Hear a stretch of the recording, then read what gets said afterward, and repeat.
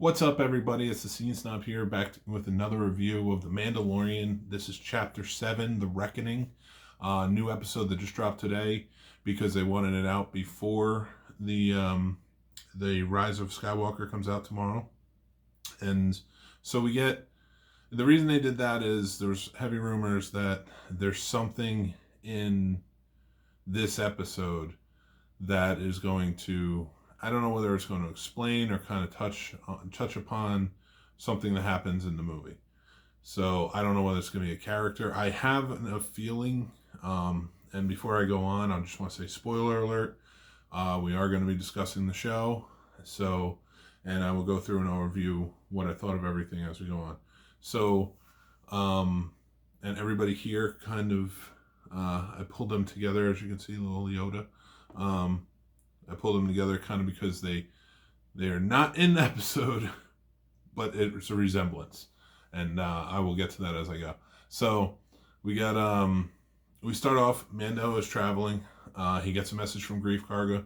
Grief Karga is calling him back, saying that the client, who is the warlord, the Imperial warlord that Werner Herzog played, is taking over the town, and Grief wants Mando stop running, come back, and they'll face him together. No hard feelings. They just want to get him out. But they need Mando and the baby Yoda to play the bait. So after some thinking about it, Mandalorian turns around and he heads back, but not before stopping to collect up some allies. So he, of course, stops on Sorgan, grabs up Cara Dune, convinces her pretty easily. I thought it was kind of a really easy convincing. All he had to say was they're Imperial, you know. So they head back. Then they stop and they get Queel, who's Nick Nolte's character, as I'm sure you remember. I have spoken on that, though. So he goes, and we find out that IG-11 is still alive. Well, not still alive. Queel has brought him back. Fixed him up, changed his protocol, stopped him from being a killer. Mandalorian has a big problem with this. Does not trust him at all. Queel keeps saying, like, do you trust me? Do you trust my work? Then trust my work. And you get a whole montage of him having fixed up IG-11 and what, like, kind of how it transpired, him training again. And by training, I mean even just picking up a coffee cup or carrying a package or something. Like, he had to relearn everything. And you get a kind of a cool inference from Queel, as he says. He's like, droids aren't bad. Droids are just a product of their environment, is basically how it puts it. So meaning, of course, that the droids that, if there's droids out there that are killers, it's because that's how they were programmed. And, it makes sense. I mean, we've known this for a long time. So, he's like, you gotta trust my work, blah, blah, blah. So he comes with them on the apprehension of Mandalorian. And they travel back to meet up with Grief. So, as they're heading back, we get a very cool scene. So there's an arm wrestling scene between Cara and Mando. And, they're just kind of going back and forth, having a good time, kind of crap talking each other and everything. And it's a fun little scene. And then you see Baby Yoda just kind of staring off. And that little hand goes up and a force choke. So we get Baby Yoda force choking, which tells us, like, it's kind of like in line with what Queel said about IG-11, is that they're a product of where they grew up. How they grow up. They're a product of where they are. So he's just trying to protect. That's his only thing. He's force choking Cara because he thinks she's fighting with Mando, and or hurting Mando or whatever. Like, it was just a protective nature in him. He stops her. She doesn't think it's cool that it's like that. Too much power. But as we go on, he meets up with Grief, meets up with a couple other of the guild members, and they have to travel back to the town, and they leave IG-11 with the ship, and they head out. So they get attacked by some dragon-looking things. I know they've been mentioned in the past. I don't remember the name at the moment. And when I say mentioned elsewhere. So they're getting attacked. Grief catches, his arm gets clawed and he gets poisoned through it. And Baby Yoda heals him. Now, I've heard rumors, again, now this is a spoiler for Rise of Skywalker, if it is in fact true, I've heard rumors that Force healing is going to play a big part in the movie. So I'm wondering if this is, because I don't know if this is what they were alluding to when the rumors came out, that this show is dropping early, so that way it can kind of explain something or connect in some way to the movie. So maybe Force healing. It may be a character scene, because we get a new character introduced too. So I am anxious to see what.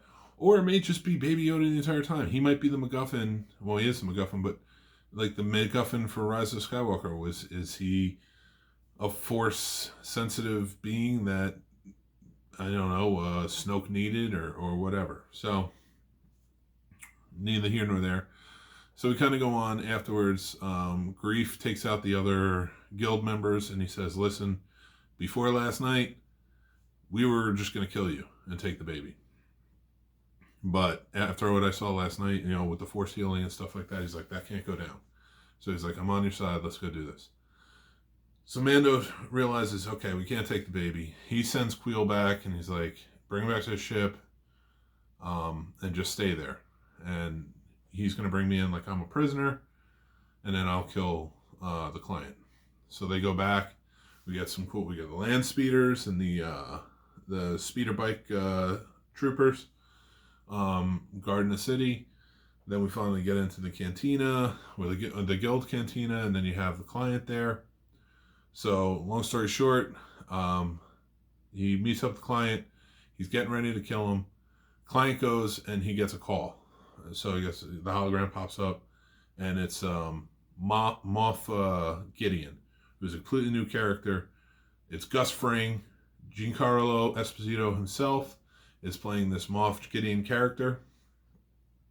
He's there. He's saying, have you looked at the baby? He's like, no, the baby's sleeping. We haven't looked. He's like, I think you should look. Letting you know right there, like they know the baby's not there. The speed bikers take off running, and they go after the baby. So they're going to hunt down Queel and the baby. So we get this very cool standoff, because as soon as he gets off the phone, Purge troopers come out and they murder everyone except for Mando, Cara, and Grief. So client's dead. Werner Herzog's not coming back. So that being said, Moff Gideon comes out, talks to him, and goes, we know you don't have the baby. We know where the baby is. They're in a standoff. They're still in the cantina. They're surrounded by like 10 Purge troopers and like 100 stormtroopers, which are basically telling you, yeah, the Empire's not done. It just lost its boss. So, very cool. The whole thing played really well, and I loved how everybody did in it. And just see, I'm going to call him Gus Fring, because Breaking Bad is one of my favorite shows of all time. And as much as I loved him and everything he's in, Gus Fring is probably one of the best villains of all time. So to see him pop up here and play him off character, it was just truly amazing. And we got a very cool, he has his own TIE fighter where the wings fold up. And it's just very, oh man, the whole thing was awesome. And it's just getting me even more amped for Rise of Skywalker tomorrow. So, the episode was amazing. The episode is all coming to a head. The whole season's coming to a head in this episode. It's going to come to a big battle. And right now, our heroes are pinned down. And Queel gets killed. And the speeders grab Baby Yoda. Now, they left IG-11 at the ship to kind of protect the ship from Jawas, And because Mando does not trust droids, he doesn't want them there at all. So, you see like the bay is coming down, and Queel is racing, and he's almost up. And then next thing we cut to, he's dead on the ground. Baby Yoda's laying on the ground. The speed bikers run up, grab him, scoop him up, and go away. So we don't know, was it the speeders that shot him down, or did IG-11 do it? So, and that's gonna play big into it. We're not sure. Like, do we trust him going forward? Who knows? I like to think that it was speeders, but with IG-11 being programmed to protect, why didn't he protect as soon as those bays came down? Don't know. We gotta find out next week. It ends basically at the standoff, and that's where it is. And they have Baby Yoda, so the Mandalorian has no leverage whatsoever. So we will see how it plays out. I do like how Grief Karga has come back around. He's always been an untrustworthy character, but he's a character I liked, and I was hoping he'd be more ally than anything else, and it looks like he might be, especially having seen Baby Yoda in action. So that was the episode. It was a truly brilliant episode, and with its entire Western motif for the entire time, and then to culminate in such a way, like where we built up, and we're not at the end yet, so we didn't get to the big battle yet. We're not even there. We are just at them pinned down. I'm excited to see where this goes. And I'm excited to see how it plays into the movie tomorrow night, Rise of Skywalker. So, it was just a brilliant. It's just a brilliant show. If you're not watching it, you should be watching it. It's the perfect Star Wars show. And I'll admit, when I first heard about this, and this is a while back, that they're going to do a Mandalorian show, a live action. That was going to be the first live action show of Star Wars. I was like, I don't really care. And it's perfect, and it's more Star Wars than Star Wars has been in such a long time. So, this episode just blew me away. I don't think there's not just a bad episode. I don't think it has just gotten better and better each episode. So for this one to come to where it is, and to add Gus Fring, Giancarlo Esposito himself as the main villain in this season. I don't know if he'll keep going on or how it will play out. I'm hoping, this is all speculation now for the next season, the next episode. I'm hoping that we're going to get more Mandalorians coming back and helping out with the fight. I know they did, the cavalry jumps in and saved them already in an episode, but I'm cool with them coming back again. I would love to see a Mandalorian Stormtrooper battle. It would be awesome. Because now you give the Stormtroopers something to shoot at. And I would love to see the Mandalorians fighting the Purge Troopers. That would be an epic battle. That would be amazing. So, I'm anxious to see where this all goes and how this all plays out. And I want Baby Yoda to be saved. And I really hope it's not IG-11 that killed Queel.